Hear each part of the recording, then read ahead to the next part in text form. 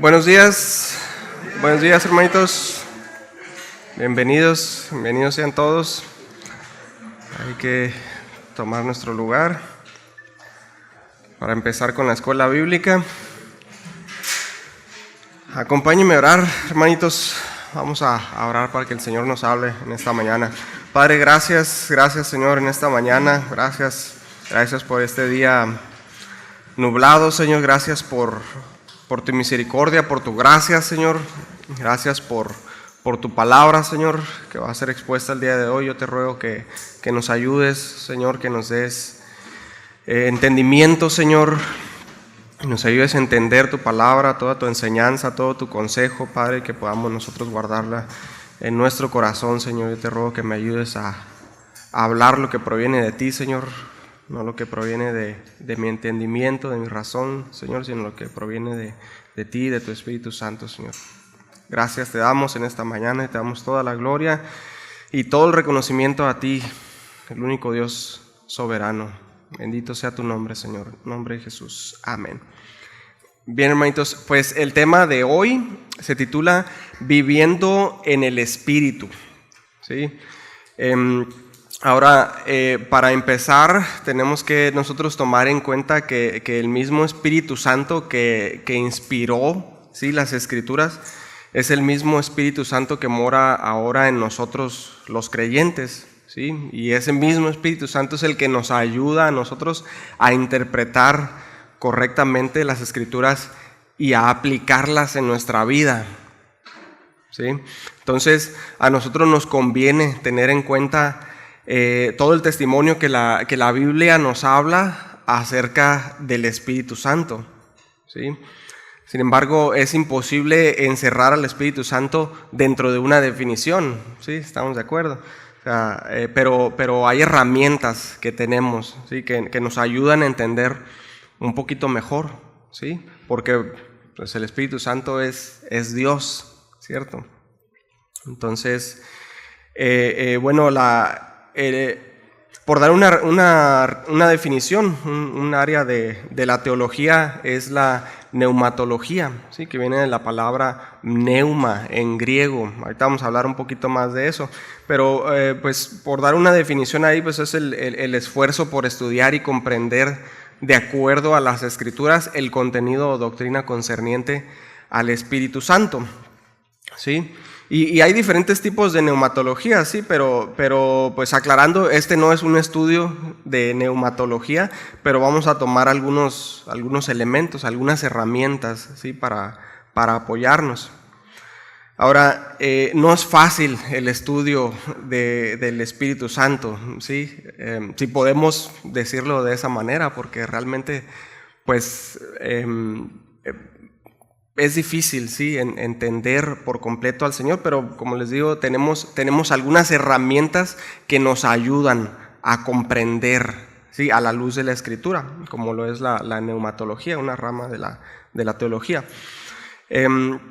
Y es difícil, sí, de comprender comparado con la soteriología, por ejemplo. La soteriología es el estudio de la salvación, y de eso pues tenemos mucha información, sí, muchísimas herramientas, muchas enseñanzas. Pero de neumatología, pues eso no lo llevamos mucho, ¿sí? Entonces, y no sabemos mucho. ¿Por qué? Tal vez porque el propósito del Espíritu Santo es el de glorificar precisamente a Cristo, ¿sí? Entonces, conforme avanzamos, nosotros tengan esto en mente, que este es el propósito principal del Espíritu Santo, ¿sí? Glorificar a Cristo. Sin embargo, pues no podemos ignorar lo que la Biblia nos enseña acerca del Espíritu Santo. Entonces, miren, desde la caída del hombre hay un gran abismo que nos separa del Creador, a nosotros los seres humanos.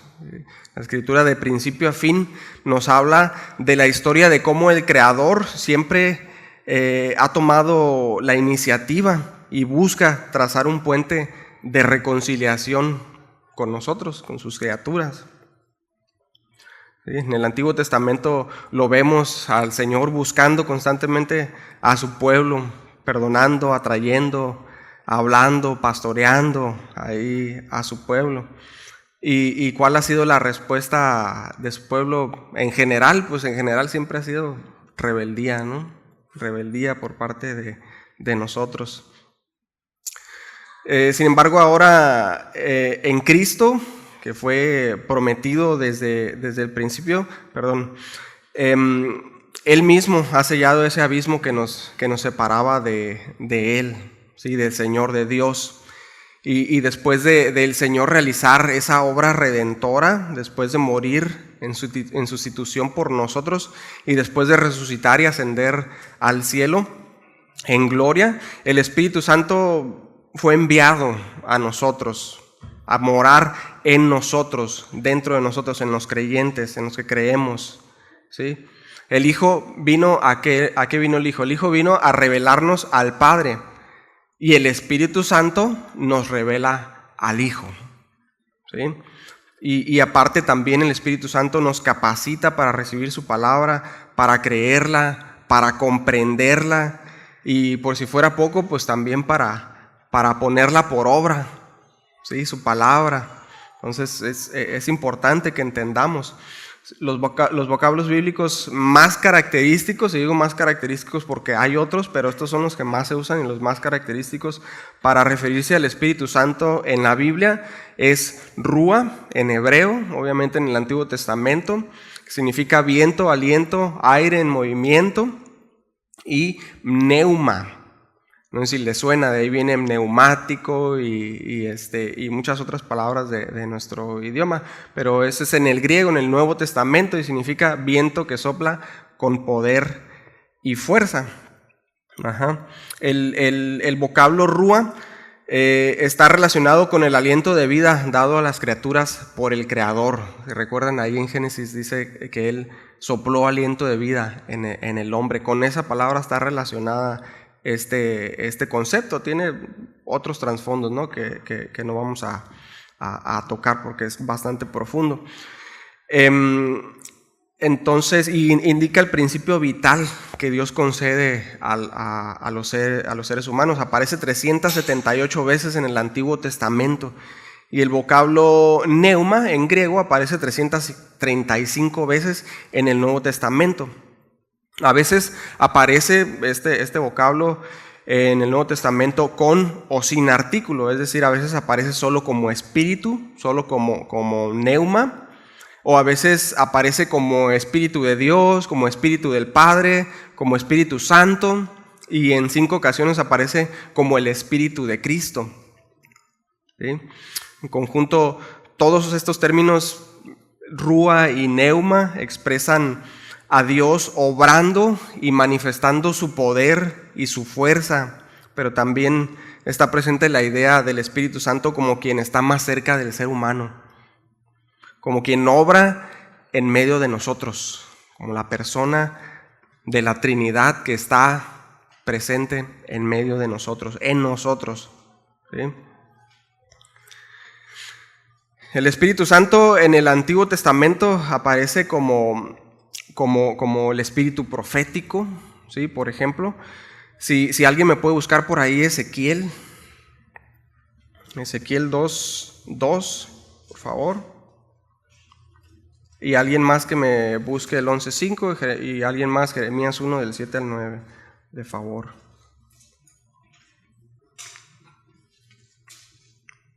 Vamos a empezar a ver el Espíritu Santo desde el Antiguo Testamento hasta el Nuevo Testamento. A ver si nos alcanza el tiempo, ¿eh? Alguien que tenga Ezequiel 2:2. Y luego que me habló, entró el Espíritu en mí y me afirmó sobre mis pies, y oí al que me hablaba. Muy bien. ¿Alguien más? Ezequiel 11:5. El Espíritu del Señor se posesionó de mí y me ordenó que dijera: esto dice el Señor, eso es lo que ustedes piensan, israelitas, yo conozco sus pensamientos. Muy bien. ¿Alguien más? Jeremías 1 del 7 al 9. Y me dijo Jehová: no digas soy un niño, porque a todo lo que te envíe irás tú, y dirás todo lo que te mande. No temas delante de ellos, porque contigo estoy para librarte, dice Jehová. Y extendió Jehová su mano y tocó mi boca, y me dijo Jehová, he aquí que he puesto mis palabras en tu boca. Muy bien, entonces vemos en el Antiguo Testamento al Espíritu Santo que solamente venía en ciertas ocasiones sobre algunas personas, ¿sí? Sobre profetas, incluso vemos sobre reyes, aquí en el caso de Ezequiel y de Jeremías dice que el Espíritu de Dios los capacitaba para escuchar su voz. No sé si recuerdan en varias ocasiones, ahí en el caso de Ezequiel, de Isaías, incluso en el Nuevo Testamento con Juan en el Apocalipsis, vemos que cuando ellos estaban delante de la presencia del Señor, ellos dice que caían como muertos, ¿sí? Y entonces el Espíritu Santo dice que los tocaba y ellos se levantaban sobre sus pies. Entonces Él es el que, vemos en el Antiguo Testamento que el Espíritu Santo es el que los capacitaba primeramente para escuchar su voz y también para vivir y para hablar su palabra, ¿sí? Ahí dice que Él les mandaba a que ellos fueran y hablaran al pueblo y ellos iban y hablaban al pueblo. ¿Sí? El Espíritu Santo era el medio y ellos eran los que iban y hablaban la palabra de parte del Señor al pueblo. Y les daba la fuerza, los acompañaba, los libraba, ¿sí? Y los capacitaba también para hablar su palabra. Y aún el Espíritu Santo en el Antiguo Testamento vemos que Él fungía como un guía, ¿sí? Para su pueblo. Alguien que me busque Salmos 143, 10.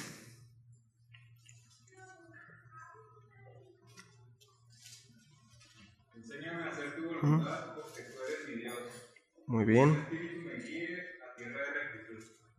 Bien, Salmo 139. Alguien, bueno, este se los voy a leer yo un momentito. Salmo 139, del 5 al 18. Detrás y delante me rodeaste y sobre mí pusiste tu mano. Tal conocimiento es demasiado maravilloso para mí. Alto es, no lo puedo comprender. ¿A dónde me iré de tu espíritu y a dónde huiré de tu presencia? Si subiere a los cielos, allí estás tú. Y si en el Seol hiciere mi estrado, he aquí, allí tú estás. Si tomare las alas del alba y habitar en el extremo del mar, aún allí me guiará tu mano y me asirá a tu diestra. Si dijere ciertamente las tinieblas me encubrirán, aún la noche resplandecerá alrededor de mí. Aún las tinieblas no encubren de ti y la noche resplandece como el día. Lo mismo te son las tinieblas que la luz, porque tú formaste mis entrañas, tú me hiciste en el vientre de mi madre. Te alabaré porque formidables, maravillosas son tus obras. Estoy maravillado y mi alma lo sabe muy bien. No fue encubierto de ti mi cuerpo, bien que en oculto fui formado y entretejido en lo más profundo de la tierra. Mi embrión vieron tus ojos, y en tu libro estaban escritas todas aquellas cosas que fueron luego formadas, sin faltar una de ellas. Cuán preciosos me son, oh Dios, tus pensamientos, cuán grande es la suma de ellos. Si los enumero, se multiplican más que la arena. Despierto y aún estoy contigo. Y mientras vamos avanzando, vayan ustedes visualizando, ¿sí? Porque vemos aquí que en el Antiguo Testamento ya existía un conocimiento del Espíritu Santo, como que quien guiaba a sus hijos en sus caminos, ¿sí? Y había un conocimiento pleno de su presencia y su cercanía con nosotros, los seres humanos. Y vemos aquí en este salmo que era una cercanía profunda, ¿sí? Una cercanía hermosa, maravillosa realmente, ¿sí? Y vemos que el Espíritu de Dios estaba con su pueblo de una forma real. Alguien que vaya buscando por favor Ageo 2 del 4 al 5, lo vemos ahí que Él estaba siempre de una forma real, ¿sí? De una forma purificadora, de una forma que fortalecía a su pueblo. Alguien que tenga por ahí Ageo 2 del 4 al 5. Uh-huh.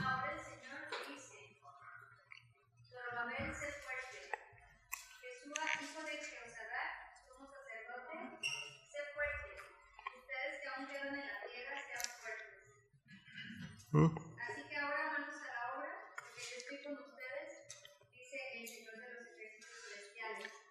Mi espíritu permanece entre ustedes, así como lo prometí cuando salieron de Egipto. O sea, fíjense, dice, mi espíritu permanecerá con ustedes. Estaba ahí el Señor fortaleciendo, ¿sí? Purificando, fortaleciendo, porque ellos, si recuerdan ahí en Ageo, ellos pues se habían dejado de reedificar el templo y se habían adormecido. Y el Espíritu Santo habla a través de Ageo, lo capacita. Ageo empieza a profetizar, empieza a hablar la palabra del Señor y les habla esta palabra y les dice: mi Espíritu Santo va a estar con ustedes. O sea, fortalézcanse, levántense, manos a la obra, pónganse a trabajar. Entonces vemos pues que estaba ahí de una forma real, ¿sí? En medio del pueblo. Entonces, de aquí que el Espíritu Santo no debe ser asociado con una fuerza o una sombra, una energía, un poder o nada por el estilo, sino como una persona, ¿sí? De la Trinidad, como Dios, ¿sí? Una persona de la Trinidad, de la triunidad, del Dios trino. Es precisamente como la presencia del Dios viviente experimentada por los seres humanos que consagran su vida a Él, ¿sí? Al Señor, y que por medio de Él somos capacitados para vivir su palabra. Ahora, en el Nuevo Testamento, fíjense, voy a citar al teólogo John Rea.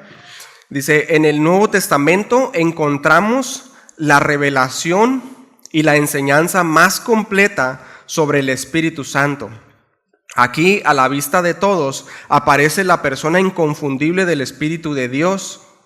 El alcance de su ministerio al pueblo de Dios se amplía y por primera vez comienza a morar en los creyentes. Ahora ya empieza un nuevo pacto, ¿sí? Una nueva relación entre Dios y los hombres. En el Antiguo Testamento era solamente durante ciertos momentos en el que el Espíritu Santo estaba ahí con ciertas personas, con su pueblo, pero ahora en el Nuevo Testamento lo vemos claramente accionando en medio de su pueblo, lo vemos habitando en los creyentes, ¿sí? Ya lo leí. Ahora, lo que más destaca de toda la evidencia, si alguien puede ir buscando ahí Juan 16, 14, lo que más destaca de toda la evidencia del Nuevo Testamento es el hecho, como decíamos al principio, de que la obra principal del Espíritu Santo es glorificar a Dios el Hijo, ¿sí? Esa es su obra principal, glorificar a Dios el Hijo, representarlo y glorificarlo, ¿sí? ¿Alguien tenga Juan 16, 14? ¿Sí? Él me glorificará porque tomará de lo mío. Ajá. Yo lo haré saber. Y yo os lo haré saber. Muy bien. Él me glorificará porque tomará de lo mío y yo os lo haré saber. O sea, su actividad vivificadora, hermanos, y su venida con poder de su Espíritu Santo están ligadas plenamente, fíjense, a la enseñanza y la obra redentora de Jesús, el Mesías. Ajá. No se ve al Espíritu Santo entrar plenamente en actividad hasta que Cristo muere en la cruz, resucita con poder, asciende a los cielos en gloria y deja a su iglesia con una misión por cumplir. Sí, esto lo vemos claramente ahí en los evangelios y en los hechos. En los evangelios sinópticos, ahí vemos que los evangelios trazan la transición entre el Antiguo y el Nuevo Testamento y el Nuevo Pacto en Cristo. ¿Sí? Esa es la transición, y los evangelios atestiguan la continuidad de la acción del Espíritu Santo entre los dos testamentos. ¿Sí? Alguien que me vaya buscando por ahí, Lucas 1, 41 al 55.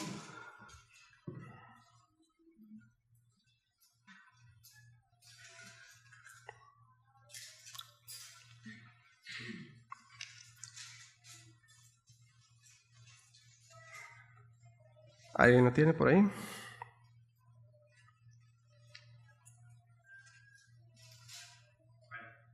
aconteció que cuando oyó Elizabeth la salutación de María, la criatura saltó en su vientre, y Elizabeth fue llena del Espíritu Santo, y exclamó a gran voz y dijo: bendita tú entre las mujeres, y bendito el fruto de tu vientre. ¿Por qué se me ha concedido esto a mí, que la madre de mi Señor venga a mí? Porque tan pronto llegó la voz de tu salutación a mis oídos, la criatura saltó de alegría en mi vientre. Bienaventurada la que creyó porque se cumplirá lo que le fue dicho de parte del Señor. Entonces María dijo: engrandece mi alma al Señor, y mi espíritu se regocija en Dios mi Salvador, porque ha mirado la bajeza de su sierva, pues he aquí, desde ahora me dirán bienaventurada todas las generaciones, porque me ha hecho grandes cosas el poderoso. Santo es su nombre, y su misericordia es de generación en generación a los que le temen. Hizo proezas con su brazo, esparció a los soberbios en el pensamiento de sus corazones, quitó los tronos a los poderosos y exaltó a los humildes. A los hambrientos colmó de bienes y a los ricos envió vacíos. Socorrió a Israel su siervo, acordándose de la misericordia, de la cual habló a nuestros padres, para con Abraham y a su descendencia para siempre. Muy bien.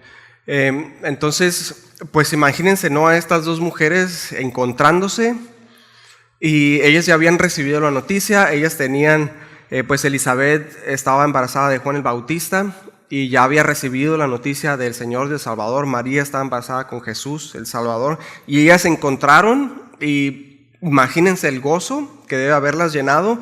Y también dice que el Espíritu Santo entró en ellas, sí, dice el Espíritu Santo las inspiró, sí, las inspiró proféticamente a estas dos mujeres, y ellas irrumpieron en canto y alabanza y exaltación a Dios, y empezaron a declarar los hechos maravillosos del Señor, y profetizaron acerca del Hijo, acerca de Dios el Hijo, el Salvador, ¿sí?, del Dios grande y poderoso, que se compadeció de nosotros, que tomó forma de hombre, que se humilló y que vino a habitar entre nosotros, ¿sí? Emmanuel, Dios con nosotros, y ahora estaba ahí en el vientre de María. Entonces ellas irrumpieron en canto, en alabanza profética por medio del Espíritu Santo.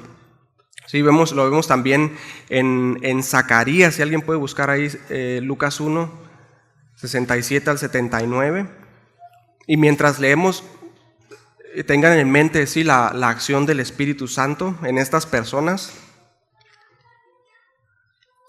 Zacarías, su padre, fue lleno del Espíritu Santo y profetizó diciendo: bendito el Señor Dios de Israel, que ha visitado y redimido a su pueblo, y nos levantó un poderoso Salvador en la casa de David, su siervo, como habló por boca de sus santos profetas que fueron desde el principio, salvación de nuestros enemigos y de la mano de todos los que nos aborrecieron, para hacer misericordia con nuestros padres y acordarse de su santo pacto, del juramento que hizo Abraham nuestro padre, que nos había de conceder, que librados de nuestros enemigos, sin temor les servíamos, en santidad y en justicia delante de él, todos nuestros días.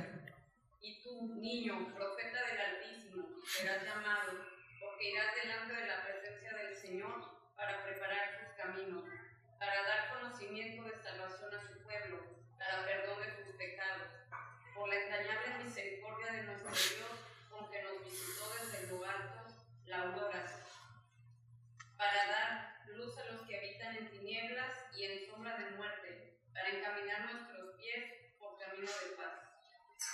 Muy bien.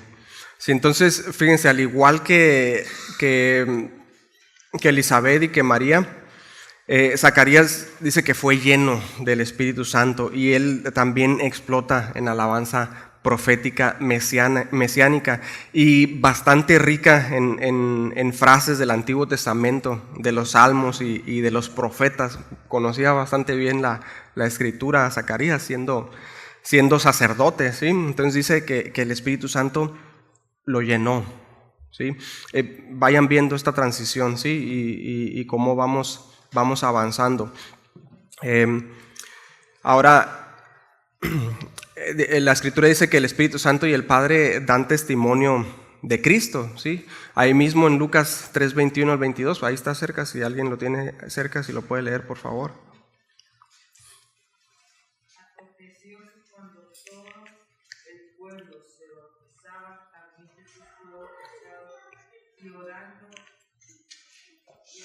el cielo se abrió y descendió el Espíritu Santo sobre él en forma corporal como paloma y vino una voz del cielo que decía, tú eres mi hijo amado, en ti tengo.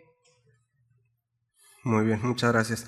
Sí, entonces dice que el Espíritu Santo desciende sobre Cristo en forma corporal, visible, y dio testimonio del Hijo, ¿sí? Y la voz del Padre desde el cielo lo confirmó: tú eres mi Hijo amado, en ti me deleito. Entonces aquí vemos, fíjense, aquí en esta escena vemos a la Trinidad manifestándose en el bautismo de Jesús, ¿sí? Al inicio de su ministerio, confirmando y capacitando al Hijo para llevar a cabo la obra que tenía por delante.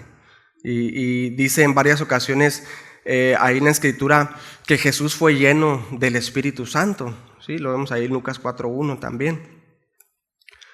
Ahora, ahí cerca de Lucas 4, 18 y 19, Isaías lo profetizó, ¿sí? En Isaías 61 del 1 al 3, y Jesús lo confirmó. Alguien que pueda leer, por favor, Lucas 4, 18 y 19.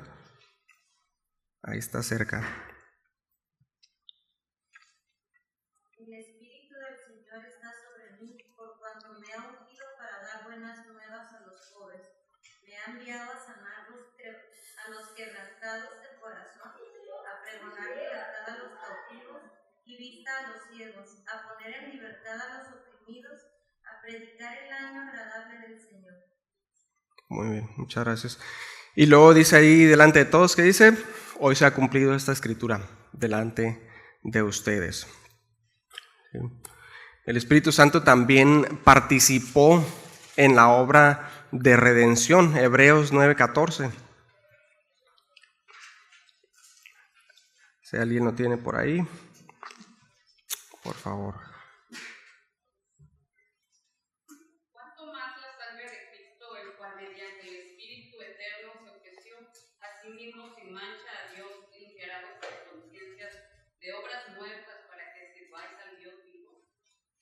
Muy bien, así es. Entonces vemos al Espíritu Santo también participando ahí en la obra de redención. Vemos al Padre, vemos al Hijo, vemos al Espíritu Santo, ¿sí? Y ahora en los discípulos vemos, por ejemplo, si alguien puede ir buscando Mateo 3:11, la acción del Espíritu Santo ahora en los discípulos. Si van viendo, vamos avanzando en orden, ¿sí? En orden cronológico, como ha ido trabajando el Espíritu Santo a través de los tiempos. Que Juan el Bautista ahí en Mateo 3:11, si alguien lo tiene, por favor. Yo, la verdad, os bautizo en agua para arrepentimiento, pero el que viene tras mí, cuyo calzado yo no soy digno de llevar, es más poderoso que yo. Él os bautizará en Espíritu Santo y fuego. Así es. Entonces, el bautismo en agua es para arrepentimiento, ¿sí? Como señal de obediencia. Y el bautismo en el Espíritu Santo es diferente, ¿sí? Ahorita vamos a tratar un poco más de eso. Pero entonces dice que es Jesús el que bautiza, el que sumerge, no en algo, ¿sí? No en agua, sino en alguien. ¿Saben lo que significa bautismo? No es sumergir en algo. Sin embargo, dice que Jesús nos bautizaría en una persona, en alguien, en el Espíritu Santo.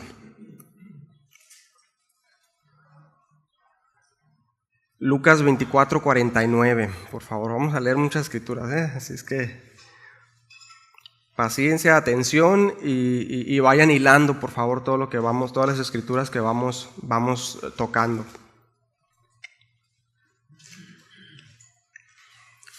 Lucas 24:49. He aquí, yo enviaré la promesa de mi Padre sobre vosotros, pero quedaos vosotros en la ciudad de Jerusalén hasta que seáis investidos de poder desde lo alto. Así es. Muy bien. Hechos 1, 4 y 5. Y estando juntos, les mandó que no se fueran a Jerusalén, sino que esperasen la promesa del Padre. ¿4 y 5, no? Sí, 4 y 5. Sí, Hechos 1, 4 y 5. La cual les dijo, oísteis de mí, por Porque Juan ciertamente bautizó con agua, mas nosotros seréis bautizados con el Espíritu Santo dentro de no mucho tiempo. Muy bien. Entonces, el Señor promete, ¿sí?, la venida del Espíritu Santo a los creyentes, y el Espíritu Santo que Él está prometiendo pues es ese mismo Rúa que hablamos al principio de Génesis, el aliento de vida, la tercera persona de la Trinidad. Es el mismo Espíritu que da vida a toda criatura, ¿sí? Ese es el mismo Espíritu que viene ahora a habitar en el creyente y empieza a dar entonces vida verdadera, ¿sí? Revela su verdad, trae convicción de pecado, ayuda, guía, consuela, acompaña, da aliento, da entendimiento, nos llena de su amor, nos limpia de toda maldad, nos fortalece. Ese es el mismo Espíritu que el Señor prometió. Es el Espíritu que el Padre da a aquellos que se lo piden, como dice ahí en Lucas 11:13, ¿sí? Y esto es lo más, pónganse a pensar, hermanitos, esto es lo más extraordinario que el Señor nos ha dado, ¿sí? Su Espíritu Santo morando en nosotros, Dios habitando en nosotros, el Paracleto, ¿sí? El Consolador, ayudador, abogado, consejero. Ese es el término que usó el Señor ahí en Juan 14, Paracleto. Consolador, ayudador, abogado, consejero, aquel que es llamado para estar al lado de uno y dar la mano. Ese es el significado de la palabra Paracleto. ¿Sí? Alguien que busque por ahí Juan 14, del 15 al 26. Yo haré cualquier cosa que en mi nombre ustedes me pidan. Si ustedes me aman, obedecerán mis mandamientos. Y yo les pediré al Padre que les mande otro defensor, el Espíritu de la verdad, para que esté siempre con ustedes. Los que son del mundo no lo pueden recibir, porque no lo ven ni lo conocen. Pero ustedes lo conocen, porque Él permanece con ustedes y estará en ustedes. No los voy a dejar huérfanos, volveré para estar con ustedes. Dentro de poco, los que son del mundo ya no me verán, pero ustedes me verán y vivirán, porque yo vivo. En aquel día ustedes se darán cuenta de que yo estoy en mi Padre, y ustedes están en mí y yo en ustedes. El que recibe mis mandamientos y los obedece, demuestra que de veras me ama. Y mi Padre amará al que me ama, y yo también lo amaré y me mostraré a él. Judas, no el Iscariote, le preguntó: Señor, ¿por qué vas a mostrarte a nosotros y no a la gente del mundo? Jesús le contestó: el que me ama hace caso de mi palabra, y mi Padre lo amará. Mi Padre y yo vendremos a vivir con él. El que no me ama no hace caso de mis palabras. Las palabras que ustedes están escuchando no son mías, sino del Padre que me ha enviado. Les estoy diciendo todo esto mientras estoy con ustedes, pero el defensor, el Espíritu Santo que el Padre va a enviar en mi nombre, les enseñará todas las cosas y les recordará todo lo que yo les he dicho. Muy bien, muchas gracias. Así es. Entonces, fíjense, pongan atención. Es un extraordinario don de Dios, hermanitos.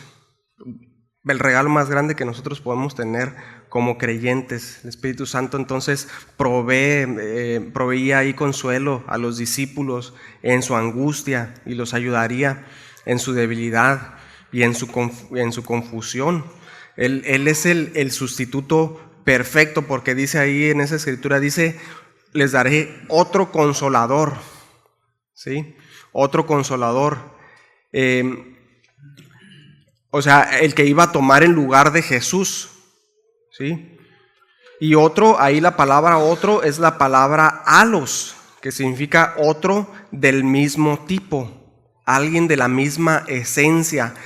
Hay otra palabra que significa otro, que es la palabra heteros. Ustedes seguramente están familiarizados con esa palabra. Es la palabra heteros en griego, y esa palabra significa otro, pero de diferente tipo, ¿sí? Es como si yo estoy arreglando algo ahí en el carro y estoy trabajando con una llave y digo: ¿sabes qué? Esta no me sirve, pásame otra, pero de las otras, pásame una Stilson para esa sí me va a servir, otra diferente. Pero si yo te digo, pásame otra igualita a esta, porque esta ya se rompió algo, pero exactamente igual a esta, a eso es a lo que se refiere con la palabra halos. Otro, pero del mismo tipo, o sea, alguien de la misma esencia. Jesús, pues su presencia ahí entre los discípulos seguramente fue hermosísima. O sea, yo no sé si alguna vez alguno de ustedes ha pensado, o sea, que cómo sería haber caminado con Jesús aquí en la tierra cuando ese tiempo, ¿no? Debe haber sido algo hermoso, algo precioso. Pero ahora, y ahí más o menos parafaseando a Spurgeon, él dijo que su presencia era hermosa sí en esta tierra, pero su ausencia ahora es bien justificada por su servicio intercesor a favor de sus santos allá a la diestra del Padre y por la presencia de su Espíritu Santo entre nosotros, ¿sí? Dijo, yo me voy, pero les voy a dejar. Y ellos se angustiaron, los discípulos se angustiaron, se preocuparon, porque él era, pues lo era todo para ellos, ¿sí? Él era el consolador y les dijo, pero no se preocupen, yo les voy a enviar otro igual y hasta mejor, porque Él estará con ustedes todos los días. Sí, Juan 14:16, ahí dice, el Consolador estará con ustedes para siempre. ¿Sí? Estará con ustedes para siempre. O sea, una vez que el Espíritu Santo de Dios reside en el creyente, escuchen bien, se queda para siempre. ¿Sí? Él se queda para siempre, o sea, mora eternamente ahí donde es recibido por fe. ¿Sí? Y le llama también, ahí en Juan 14:17, el Espíritu de verdad. O sea, después de que Jesús lo presentara como el Consolador, lo llama el Espíritu de verdad. O sea, aquel que vendrá a tomar el lugar de aquel que es el camino, la verdad y la vida. Sí, es precisamente aquel que es de la misma esencia de Cristo, el Espíritu de verdad, al cual el mundo no conoce, dice ahí la Escritura, porque para el mundo es locura el evangelio de la cruz, por eso no le conocen, ¿sí? Pero este mismo Espíritu, el cual es una persona, así como Jesús, y que ahora mora en nosotros los que creemos, Él nos guía a la verdad. El Espíritu Santo nos guía a la verdad. ¿Y cuál es la verdad? Díganlo. Es Cristo, ¿cierto? Cristo es la verdad y Él nos guía, el Espíritu Santo nos guía a Cristo. Él es el que nos revela al Hijo, ¿sí? El Hijo nos revela al Padre, el Espíritu Santo nos revela a Cristo, al Hijo. Y dice también ahí, hermosísimo, no los dejaré huérfanos, volveré a ustedes. No los voy a dejar huérfanos, voy a volver a ustedes. O sea, hablando del Espíritu Santo. Y dice, Él les enseñará todas las cosas, Juan 14:26. O sea, no solamente no los dejaría huérfanos de su afecto y de su cuidado, sino que no se quedarían desprovistos de quien les enseñara y les guiara a la verdad. ¿Sí? Y dice, y les recordará todo lo que les he dicho. O sea, Él les recordará todas las cosas, les recordará todo lo que yo les he enseñado. Y les enseñará y les recordará todo lo concerniente al reino de Dios. ¿Para qué? Para que lo vivamos y para que lo compartamos con otros. Y esta enseñanza la vemos plasmada ahí en los hechos y en las epístolas. Y el Espíritu, hermanos, es la realización y la experiencia práctica de la verdad que es Cristo. Escuchen bien. ¿Sí? El Espíritu es la realización y la experiencia práctica de la verdad que es Cristo, y no el mero conocimiento intelectual de las enseñanzas de Cristo. O sea, el Espíritu Santo opera en el creyente recordándole la palabra, ¿sí? Y esto es muy importante, especialmente, hermanos, frente a la tentación, ¿sí? Frente al pecado, pero también para tener dirección divina en todas nuestras acciones, en todas nuestras decisiones, en toda nuestra vida, mientras servimos al Señor, mientras buscamos al Señor, ¿sí? Ahora, la obra del Espíritu Santo. Alguien que me busque, por favor, Juan 16, del 7 al 11.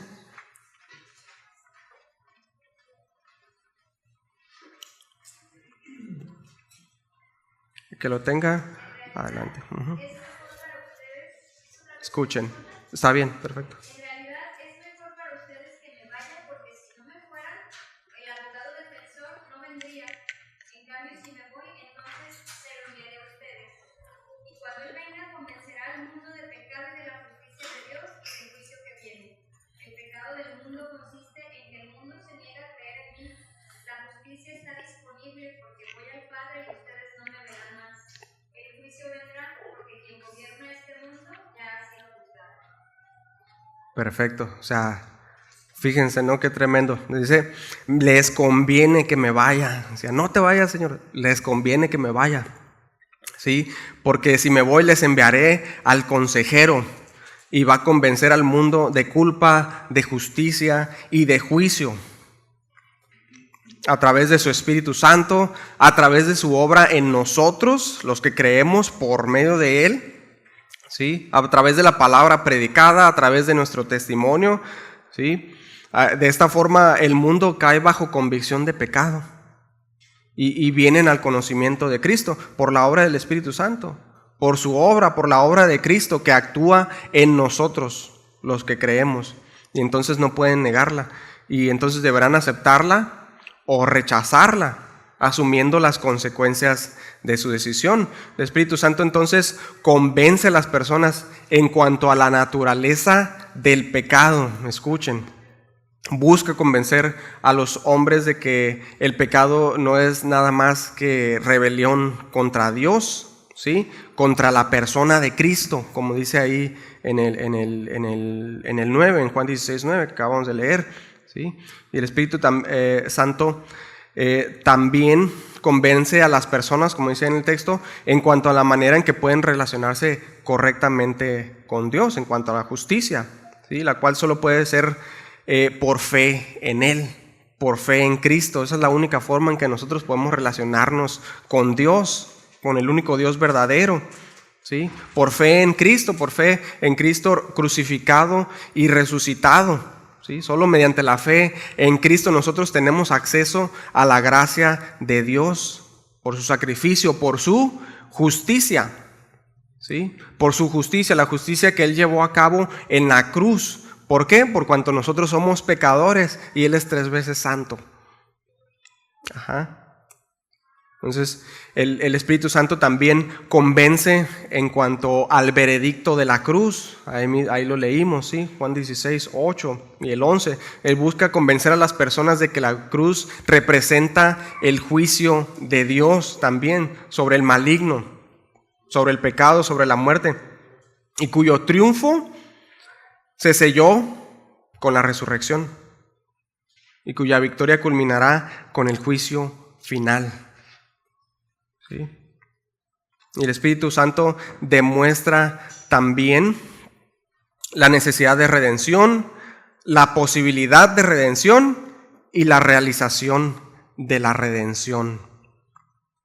¿Cómo hace esto? En relación a la acción redentora de Cristo, ¿sí? A su muerte, a su resurrección, a su exaltación. Y fíjense, la experiencia y apropiación de estas 3 acciones redentoras en la vida de los creyentes es posible mediante la acción del Espíritu Santo. ¿Sí? Ahora, el cumplimiento de la promesa del Espíritu Santo. ¿Sí? Hechos 1 del 4 al 5, por favor, alguien si puede leerlo.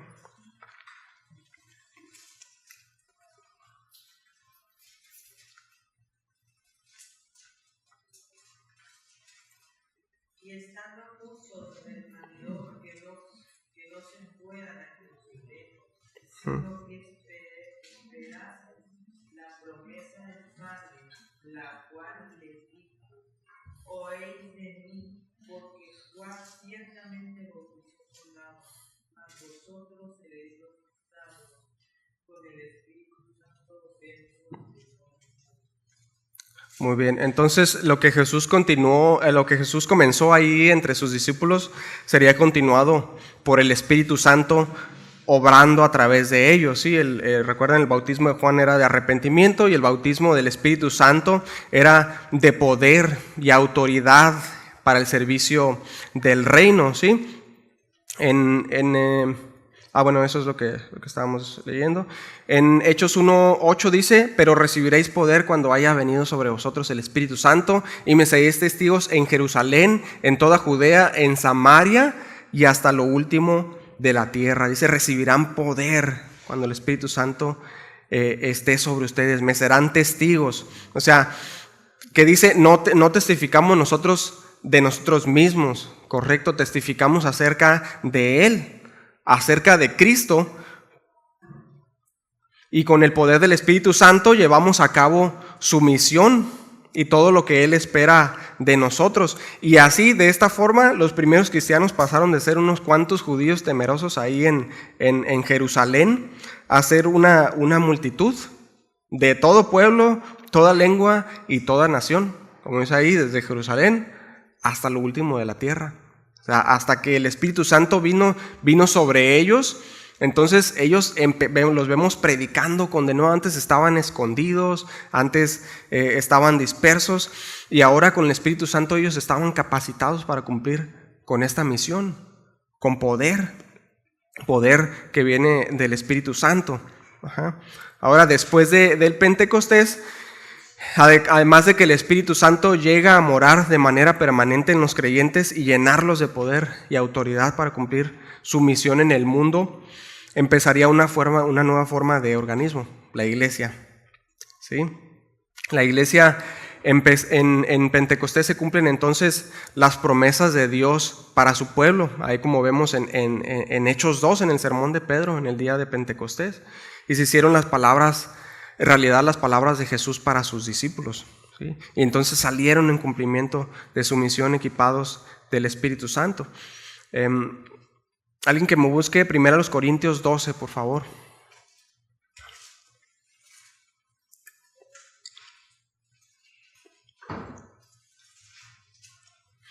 1 Corintios 12, 12 y 13. El cuerpo humano tiene muchas partes, pero las muchas partes forman un cuerpo entero. Lo mismo sucede con el cuerpo de Cristo.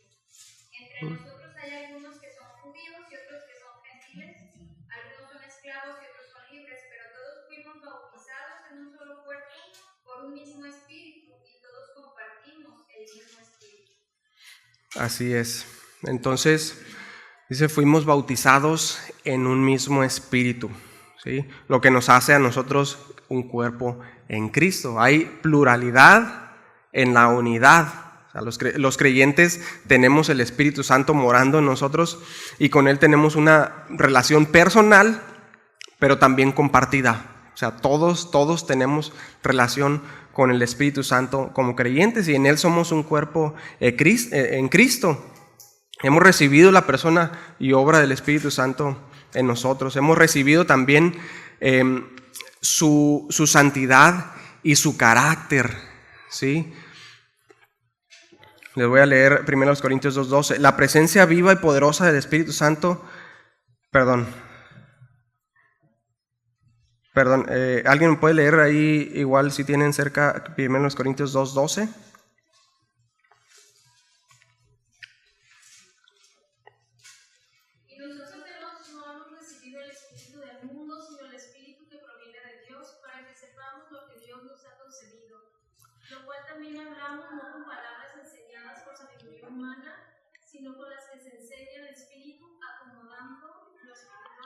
A lo espiritual, así es.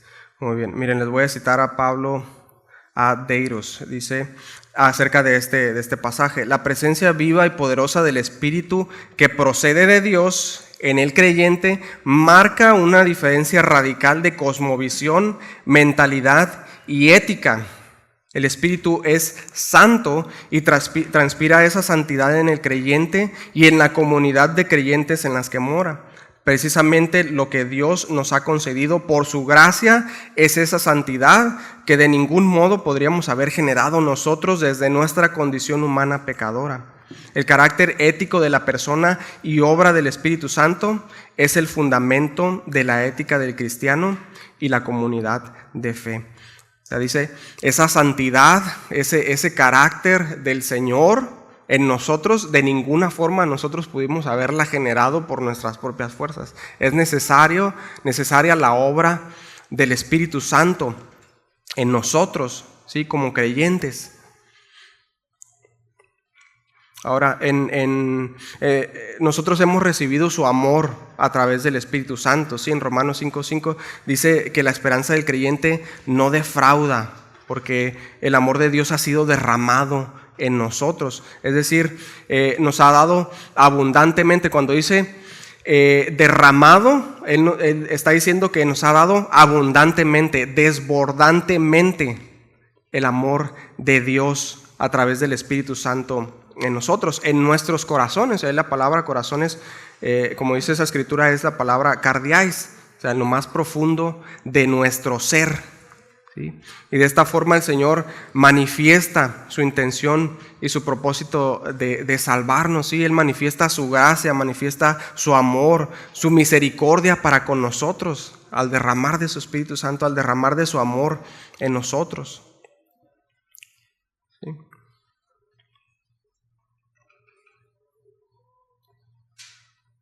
Y el Espíritu Santo nos constituye en cristianos. Alguien que tenga Romanos 8 del 9 al 10.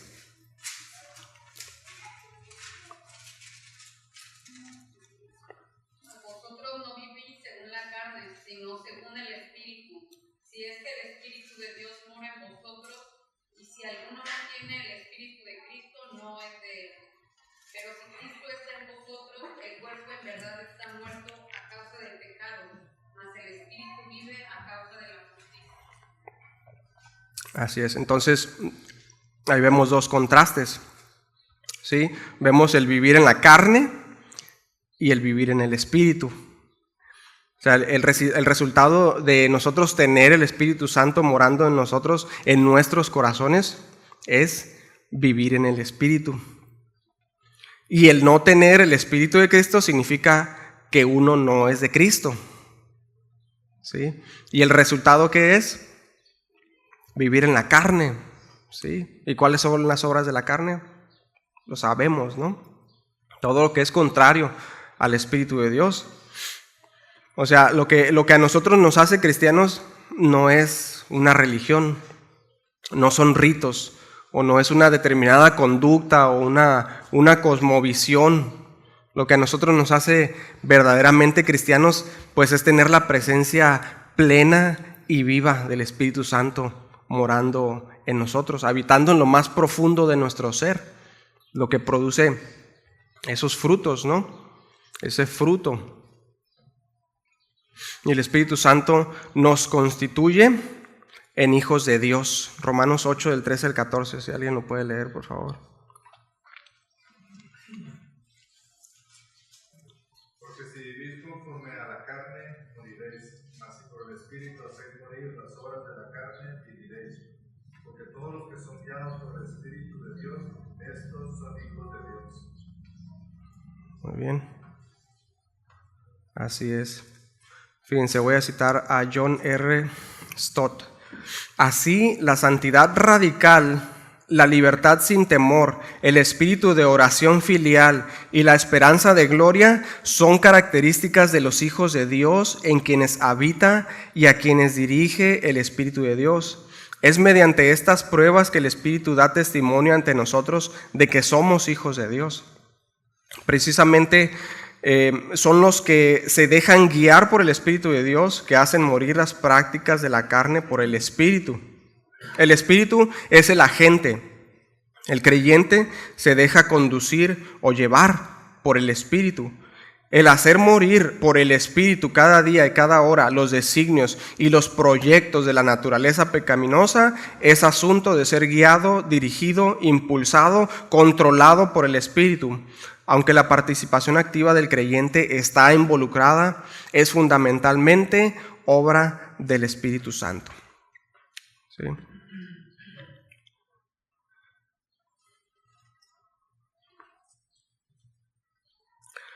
Y bueno, hermanos, hasta aquí lo vamos a dejar el día de hoy. Todavía queda bastante. Realmente el estudio de la neumatología es sumamente amplio, ¿sí? Y vamos a continuar el próximo domingo con esto. Pero pues llévenselo de tarea a casa, que vayan viendo todos estos antecedentes, ¿sí? En el Antiguo Testamento, esa transición en los evangelios, de cómo el Espíritu Santo ha ido obrando en la obra de redención, en la humanidad desde el principio, porque la próxima clase, próximo fin de semana, vamos a hablar acerca de el actuar del Espíritu Santo ahora en nosotros como creyentes, ¿sí? Vamos a profundizar un poco más en las cartas de Pablo, lo que nos habla acerca de las lecciones que nos deja a nosotros como creyentes, como iglesia, que ahora el Espíritu Santo está morando en nosotros, cómo actúa en nosotros y cómo nosotros debemos relacionarnos, ¿sí? Con el Espíritu Santo y no ignorar que Él está morando dentro de nosotros, ¿sí? Y que tiene un propósito. Entonces, hasta ahí vamos a dejarlo el día de hoy y pues vamos a orar ya para terminar y pasar al coffee break. Padre, gracias por tu palabra, Señor. Ayúdanos a entender, es algo bastante profundo, Señor, bastante amplio. Y necesitamos de ti, Señor, necesitamos de tu guía, necesitamos de tu discernimiento, Señor, de tu entendimiento. Padre, danos claridad en nuestros pensamientos. Ayúdanos a entender, Señor, todo lo que tú nos quieres revelar acerca de ti, de tu palabra, acerca de la Trinidad, Señor, acerca de tu Espíritu Santo, acerca de Cristo, acerca del Padre. Señor, ayúdanos a entenderte, aunque sabemos que no lo vamos a hacer del todo, Señor, porque tú eres un Dios incomprensible, un Dios grande, ¿sí? Padre, pero ayúdanos a que con estas herramientas que tú nos has dado podamos comprender un poco más, Señor, y entender, y que podamos nosotros vivir correctamente conforme a tu voluntad y conforme tú quieres, Señor, conforme a tu propósito, Padre. Te damos gracias, Señor, y te damos toda la gloria, toda la honra y toda la alabanza, Padre. Gracias te damos en nombre de Jesús. Amén. Adelante, hermanitos, hay cafecito y galletas.